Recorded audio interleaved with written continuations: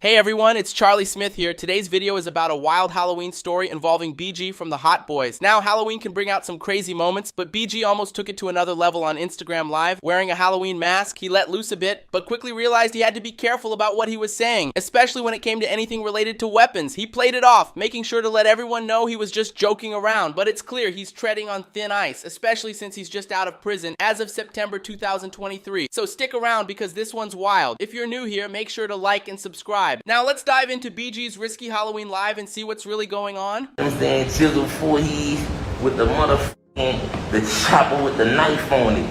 No, I'm on paper. You know what I'm saying? I ain't doing no violating. No guns involved. You hear me? You know what I'm saying? We ain't doing no, you know what I'm saying? So I take that back. I ain't got the chopper with the knife on it. I just got the knife. And that bitch fake. You heard me? You know what I'm saying? That bitch fake. Nigga ain't about to hit me. You heard me? You know what I'm saying? Cause boy, look. Woo. Man. Free the real, man. You heard me? You know what I'm saying? Cause these niggas is not playing. You heard me? I'm talking about what's understood don't need to be explained, man. I got federal nightmares. You heard me? I got federal nightmares and I ain't on nothing.